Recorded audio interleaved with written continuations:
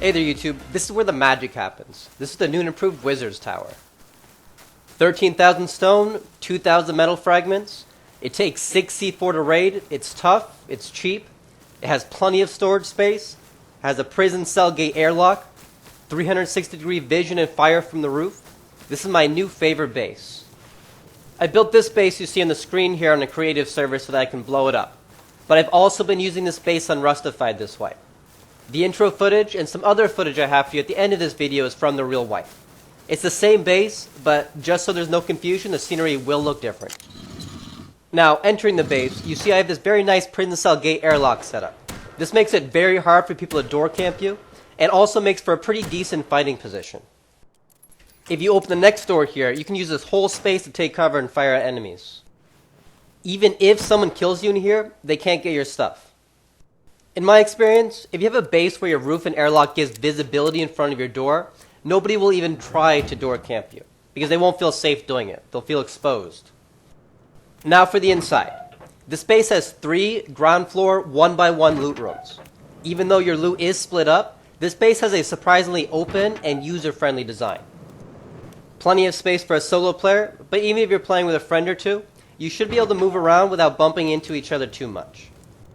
If you're playing as a duo or trio, you can also give each team member their own separate loot room with codes only they know, and then share the codes for the rest of the base, if you're a team who likes to keep some personal property. Customize how you set everything up, but you should find there's at least enough space for 4 large boxes and a furnace or 2 in each loot room, and a research table where you see it placed. Now up to the roof. I have a prison cell gate here so that you can tell if someone is raiding down through your base. If someone is on the other side, they might kill you, but at least you'll know not to open the gate. A little box fits nicely there so that you can store a gun for quick base defense, and a repair bench fits well under the stairs. You can place a few planters up here as well to help with cloth, and a bed for quick respawn. The way this roof works is that you have a hardened core of stone and metal and an outer walkway made of cheap wood. The stone and metal core extends up to the very top of the base, so that you have complete visibility on attackers who build up to the top of your roof. The cheap wood perimeter around the hardened core keeps costs down, which is important if you don't want to spend all day farming. It also puts up enough of a barrier so that if you are killed on the outer perimeter, you're almost always going to be able to spawn back in and recover your gear before attackers build up and try to reach in or try to hack or burn their way through the wood. If someone does burn their way through the wood section with a flamethrower, well, just rebuild it. Who cares? If there are too many of them to fight, just wait for them to go away and rebuild the wood when they leave. Building the outer perimeter in wood allows you to have a much stronger roof finding position than you otherwise would be able to on a 13,000 stone base. You could upgrade everything to stone, of course, but why? I think it's probably better to just farm the 13k stone so that you can spend the rest of your wipe giving tools to fresh spawns and teaching clans how to read. All those things people love to do in Rust. As you see me on screen running around and engaging different targets, I'm trying to show you what an effective roof layout this is. Some of you might be worried about these gaps, but I haven't been able to fall through yet. I'm guessing that attackers probably could glitch through if they are patient enough, but they won't do it quickly. You can either kill them or run away, whichever of those tasks you're best suited for. Those triangles are there so that attackers can't camp the base of your walls. A major weakness of most roof designs is that they allow attackers to be completely safe if they are right up on your walls. This roof allows you to fire at attackers no matter where they are. As I mentioned before, this also acts as a door camping deterrent. Even if you're not on your roof, someone thinking about door camping you is going to look up at your roof and they'll feel exposed. They will decide not to camp you in most cases.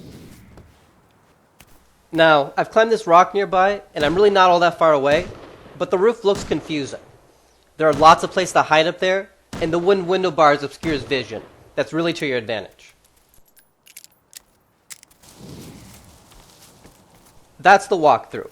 Let me get into some detail about how to build this base.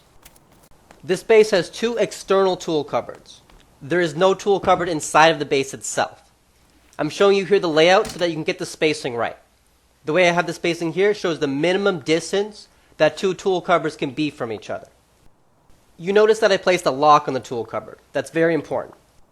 There's really no reason why a solo player needs to have access to their tool cupboards. It's cheapest and safest to just enclose them, but you could also add a couple doors.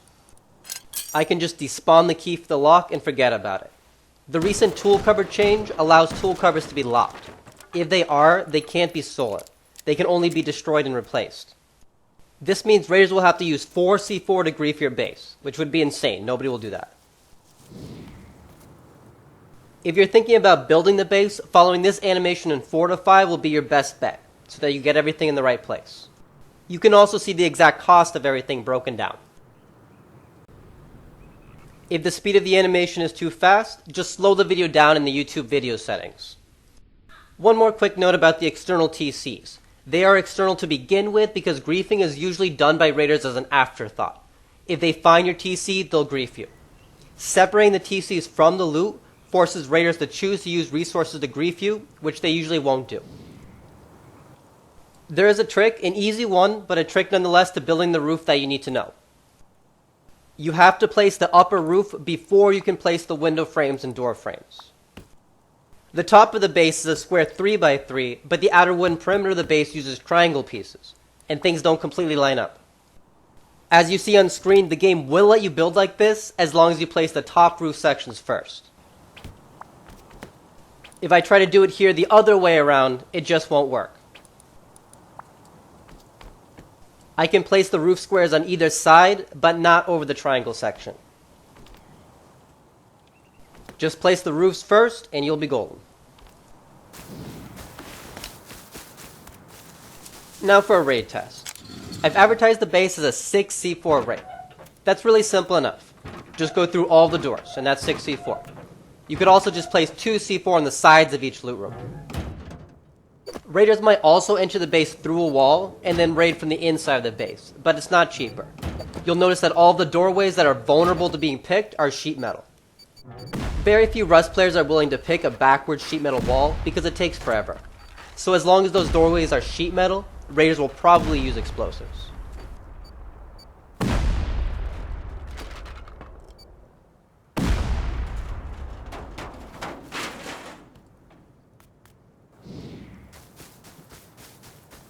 For rocket raiding, I think the most obvious approach would be to fire rockets right here where I'm aiming.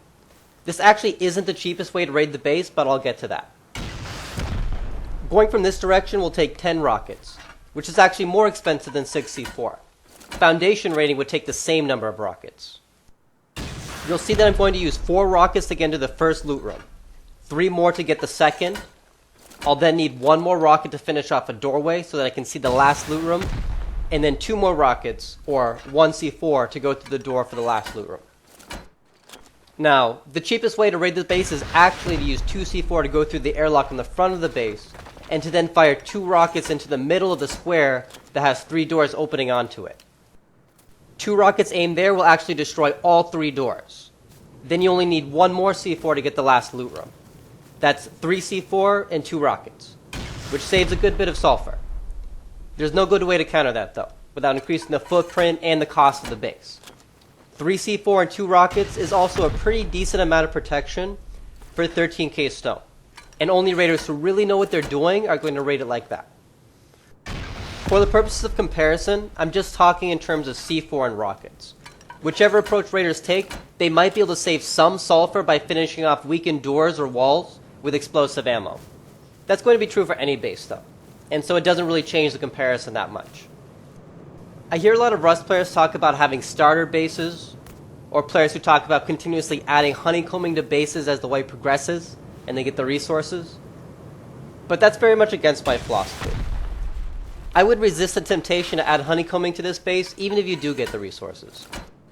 Let's say I want to have a 30k stone base. I wouldn't simply add honeycombing to this 13k design until I hit 30,000.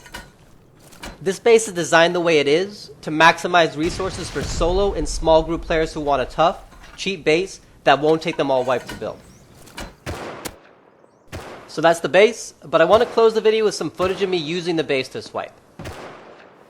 In this clip, you can see how many places I have to hide and shoot from.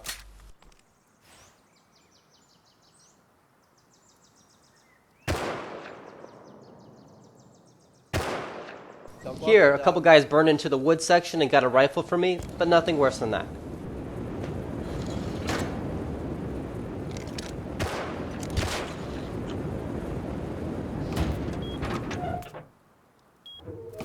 This is a good demonstration of how effective the prison cell gate airlock is.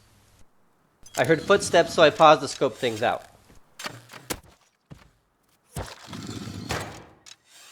And I'm using the space behind the second door for more cover. This is someone who doesn't have a prison cell airlock. If you can't see the space in front of your door without opening it, it encourages people to door camp you.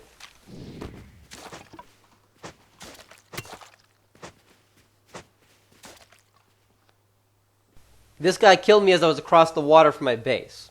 He attacked me first. I was innocent. I just wanted some sewing needles. So I raced to spawn to my bed to grab my rifle and get to my roof. Notice how relatively quickly you can do this in this space.